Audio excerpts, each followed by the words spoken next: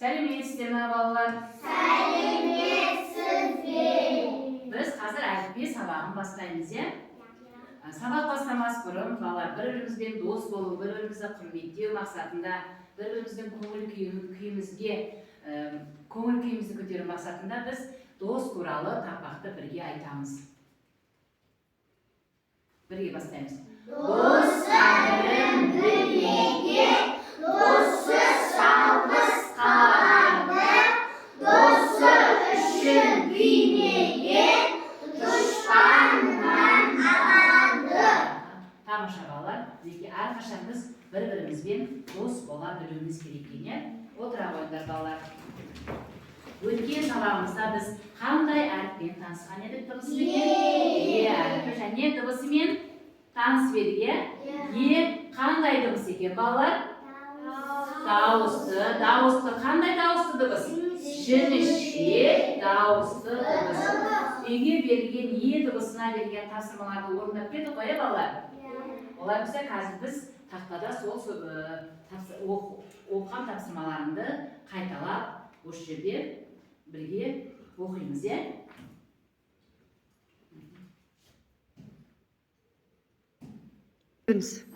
Балалар, үйге тапсырманы біз қайталау мақсатында осы не арқылы? Айта беріңіз. Балалар, борпалы әдіс арқылы біз қазір осы үй жұмысын қайталаймыз, балалар. Ал, Қалекей, кім тапсырманы орындап келді? Тапсырманы оқып берген оқушыға теңгеменен бағалап отырамын, не? Ал, Мержа кім? Мейрамбек келді ғой, тақтаға тез-тез.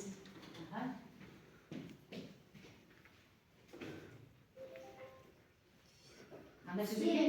Сен, иә? Тамаша, дұрыс балалар. Ал, Нұрай келе ғой.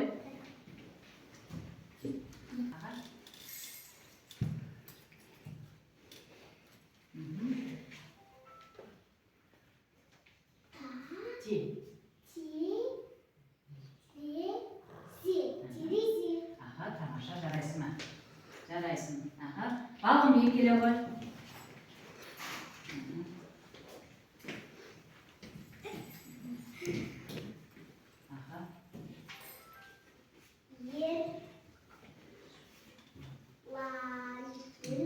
Ерлан, тамаша, жарайсың ма? Ағетке келе ғой. Келе ғой, тез-тез. Ағетке келеді. Тамаша, жарайсыңдар балалар.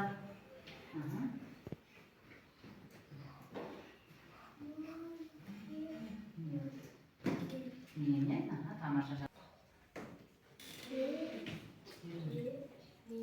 Не болды? Терме, тамаша, жарайсың. Сандуғаш келе ғой.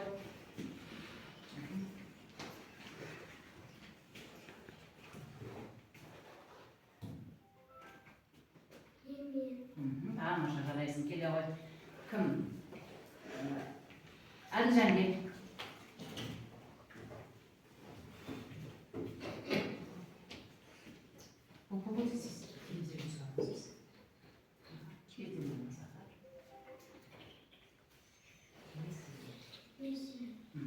Даусын шығар. Қандай екен? Есен, тамаша, е? Жарайсың. Асылхан келеді. Сегіз басқын. Бұл жаққа теспе.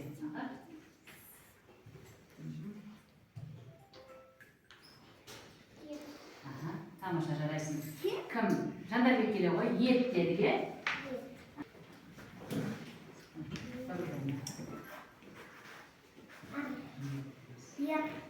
Не екен? Ер.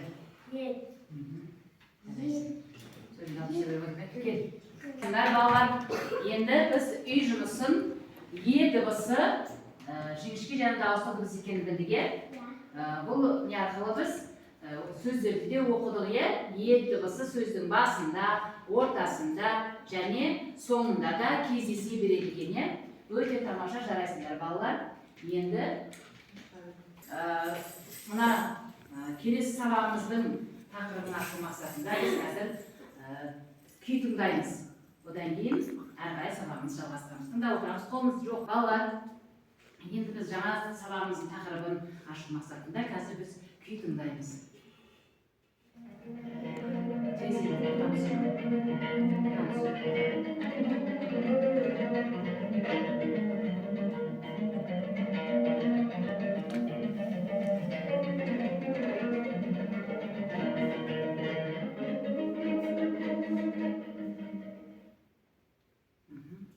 Тамаша балалар.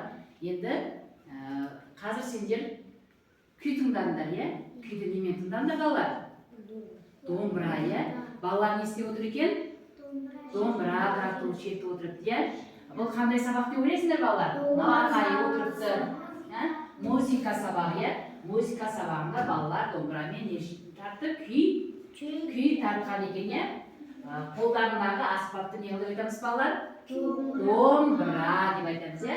Домбыра дегенде д деген дыбыстан басталады екен, иә? Олай болса балалар, бүгін біздің өтетін сабағымыз қандай сабақ екен? Қандай дыбыс әріп екен?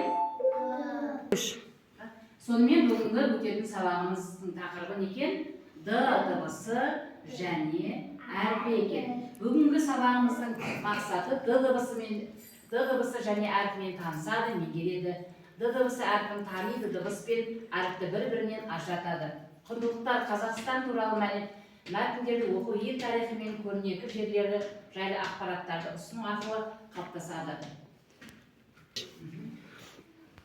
Д дыбысы, иә балалар? Біз бүгінгі тақырыбымыз д дыбысымен және әрпі. Бірге айтайықшы.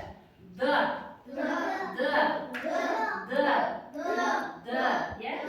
дыбысы балалар ұяң, дауыссыз дыбыс екен. Д дыбысы ұяң, дауыссыз дыбыс. Бірге айтайықшы. Д дыбысы ұяң, дауыссыз дыбыс. Д дыбысы ұяң, дауыссыз дыбыс. Балалар қараймыз, домбыра деген дыбыс. Сөзді дыбысты қалажаймыз. Домбыра. Неше буын бар екен балалар? 3 буын, иә? Буын қалай 3 буын бар екенін білді. Кім айтып береді екен балалар? Асылхан айта ғой. Өнерді ойында 3 дауысты дыбыс бар. 3 дауысты дыбыс болғандықтан буынға, қараймыз балалар. Домбыра деген сөзде д дыбысы қай жағында кездесіп тұр? Сөздің басында ма, ортасында ма, соңында ма? Домбыра дегенде сөздің басында кездесіп тұр, де. Д дыбысы сөздің басында және ортасында кездеседі екен, сөздің соңында д дыбысы кездеспейді екен. Олай біз әрі қарай қараймыз балалар. Біргелікте сөзден сөз шығарамыз, буыннан сөз шығарамыз, балалар. Бірге оқимыз әке. Да, ра, да, дана, дала, алды, оқыды, отырды. Балалар, біз қазір оқылымға қараймыз, балалар, сөздерді буынға бөліп оқимыз. Дана, адам, дала, далада, ауыл, ауылда. Сөздерге қарасындар барлығы 2 және 3 буыннан тұрды. Енді балалар, біз мәтінімізді оқимыз. Дана, адам деген мәтін екен. Дана, адам деген бұл кім екен? Қазір біз соны танысамыз. Дара алтыда. Ол қалада.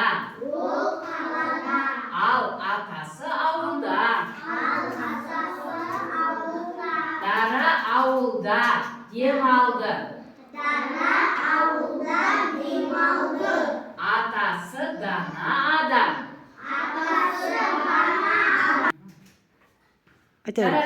Жарайсыңдар балалар.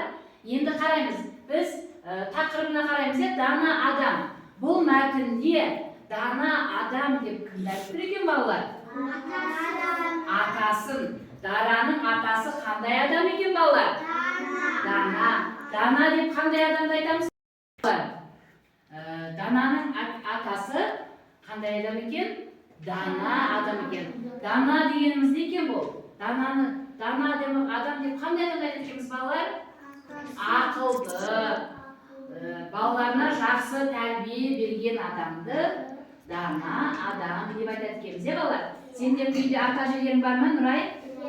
Қолыңда қойып отыр, дұрысталып. Мінекей, осындай жақсы тәрбие берген адамды дана адам деп айтады екенбіз. Біз қазір дана, дара, ауылда деген сөздерді оқыдық, иә? Осы сөздерді қазір біз тақтада дыбыстық талдау жасаймыз. Тақтада біз күнде дыбыстық талдауды жасайтын боламыз балалар, иә? Кәнекей кім шығады екен? Мержан келе ғой. Қазір болсын кім?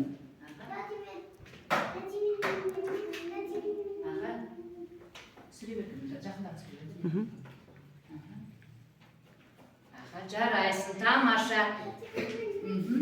Балғынбек келе ғой.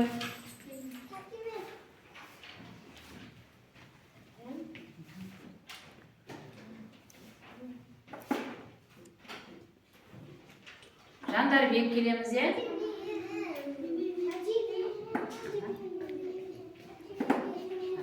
Қандай сөз ол жаз? Талдадың? Дана. Тамаша, жарайсың.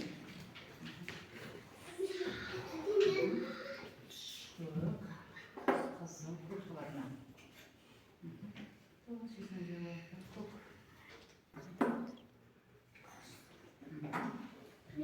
Тамаша, жарайсың.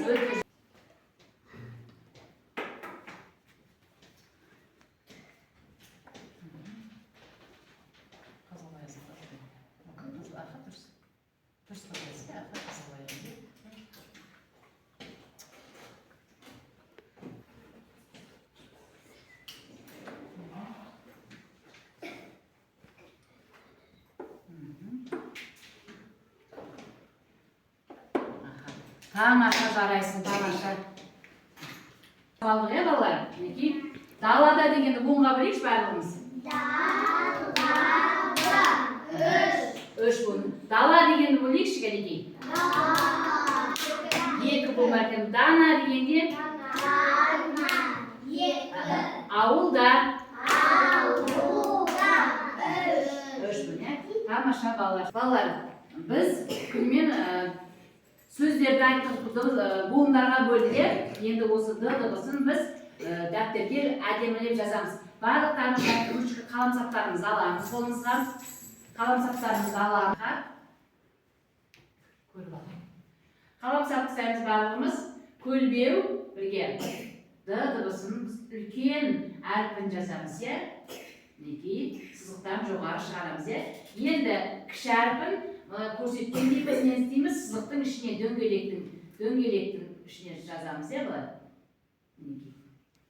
Д дыбысын осылай жазады екенбіз, е, балар? Олай болса, дәптерді ашып, Д дыбысын жазамыз. Д әрпін жазамыз, е?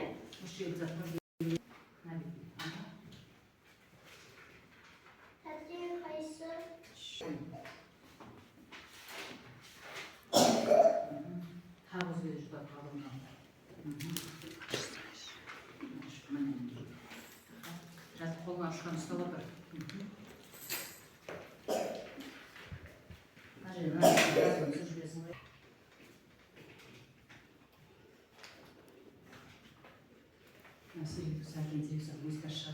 Видеоға түсіріп.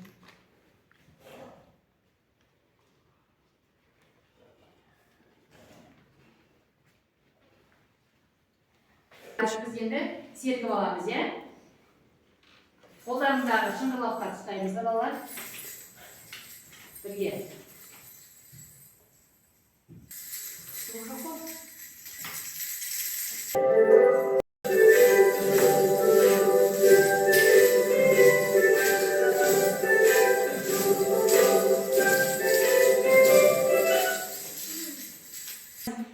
Күнмен біз д дыбысына сөздер оқыдық, е, жаздық. Енді балалар, д дыбысы сөздің қай жерінде кездеседі, басында ма немесе ортасында ма? Мен сөзді айтамын, сен сол сөзді ойланып, маған д дыбысының қай жерде кездесіп тұрғанын айтасыздар. Жарай ма? Мержан, дос. Сөздің басында, е? Дана. Сөздің басында. Да. Сөздің басында. Және. Кездеседі. Дуада. Сөздің басында. басында және ортасында кездеседі. Дала. Балалар, қазір топтық жұмыс жасаймыз. Мына жерде шашылған сандар бар және әріптер бар. Сол сандарды орнына қою арқылы суреттегі сөздің атауын шығарасыңдар, балалар. Топтасамыз, кім бұл жаққа келеміз? Сендердің алдына бара қойыңдар. Міне, сендер мына сөздерді болғаннан кейін не істейтінімізді білеміз ғой,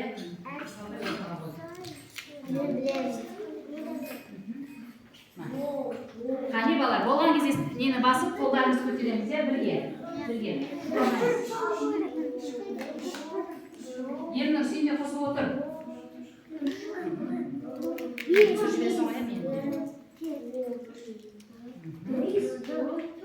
Жақсы, жарайсыңдар балалар. Тамаша.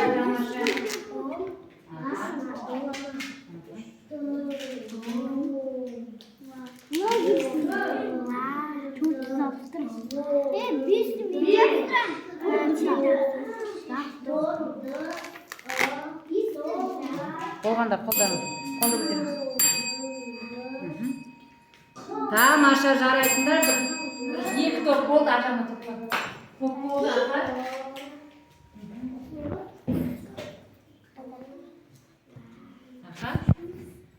Сигнал басып. Аха, жарайсыңдар. Тамаша балалар, тамаша жарайсыңдар. Аха, жақсы, өте жақсы. Мейрамбек, келе ғой кім? Әкел. Сен не істеп жүрсің, кейін өсіп жинап аламын ғой. Мына жаққа,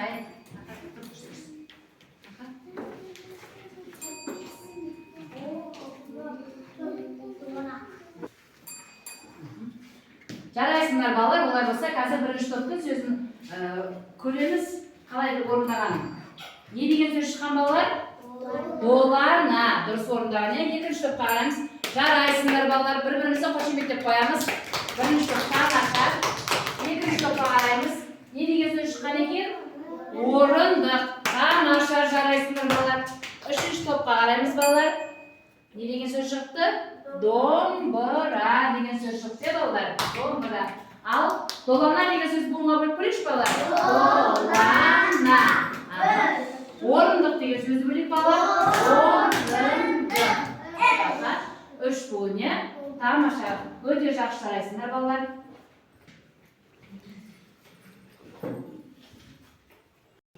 Балалар, бері қараймыз. Қазір біз жұптық жұмыс жасаймыз. Суреттер сөйлейді. Суреттер сөйлейді дегенде балалар біз осы берілген сурет арқылы сөйлем құраймыз және ол сөзді сызбасын тақтаға жазатын боламыз, екеуің сөйлем құрайсыңдар. Қане балалар, кім болды екен? Жарайды, жақсы. Ал Сандуғаш пен Ернұр келсін. Сурет алып кел, сурет. Келеміз тақтаға тез-тез. Ал сөйлемді кім айтады? Дана мектепке келді. Енді сен соны тақтаға сызбаменен жасаймыз, сызбасын жасай ғой. Сөздің құрамын, сөйлемнің құрамын.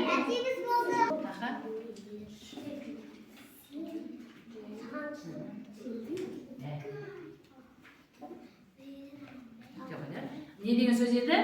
Дана мектепке келді. Тамаша, жарайсыңдар балалар. Өте жақсы. Ал Мейрамбек пен Балғынбек келсін. Кім сөйлемді айтады?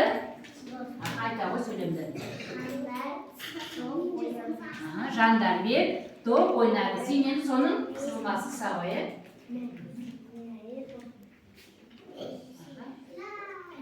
Осында оқыс, әрі қарай кішкене ұзайды. Аға, Жандарбек топ ойнады.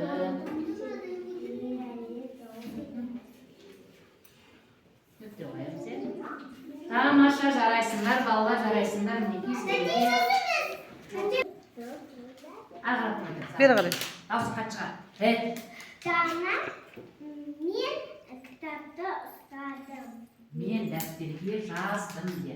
Men daftarga yozdim. Aha. Men daftarga yazdım deb tamosha. Endi sen soni sızbasini ko'rsatyapsiz, ya? Söylemni. Men Yazdım. Endi sen soni söyleysiz. Quramni yoza qo'y. Sızma. Aha. Hozir ulkenroq qilasiz, ya?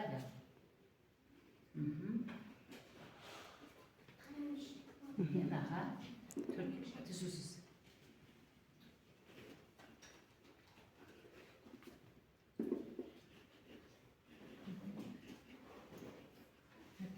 Nökte koyamiz. Söyleme ayaktalandan keyin ne koyuladi ekan? Nökteye koyadi. Jaraysiңдар. Балалар, күнімен біздер сөздерді оқыдық, буынға бөлдік. Енді осы тауығымыздың тапсырмасы бар екен сендерге. Осы тауықтың ішінен шыққан жұмыртқадағы сөздерді сендер оқисыңдар. Буынға бөлінген сөздеріміз бар, иә? Ақырын келеміз, Балғынбек келеді. Балғынбек, Жандарбек келе береміз.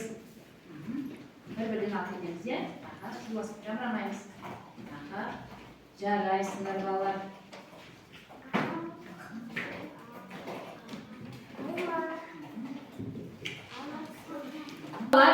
Барлығымыз жұмыртқаны алған болсақ, жұмыртқадағы сөздерді оқимыз. Тамаша, қала деген сөз екен. Алма, тамаша. Аха.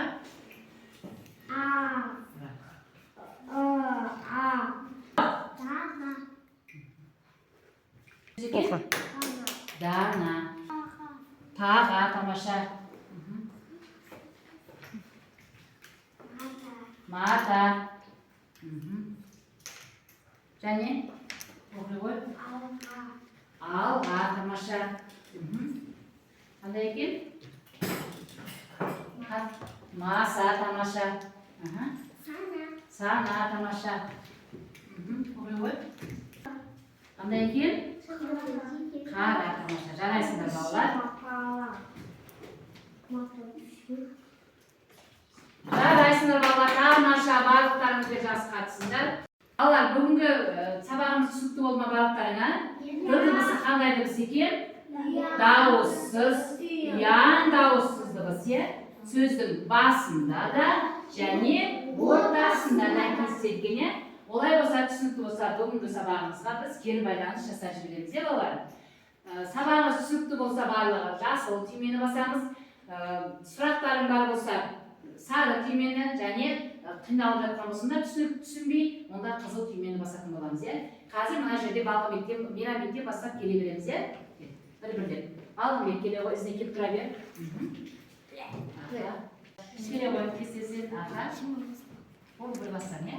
Бір басамыз болды, екі баспаймыз, аха. Тамаша, тамаша жарайсыңдар. Болды, аха, келе ғой. Кел. Және келе ғой.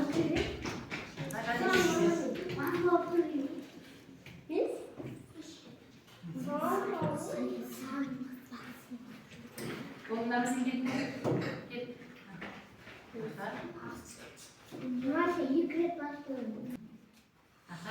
Тамаша балалар, жарайсыңдар. Олай болса бүгінгі сабағымыз өз аяқ соңына жетті.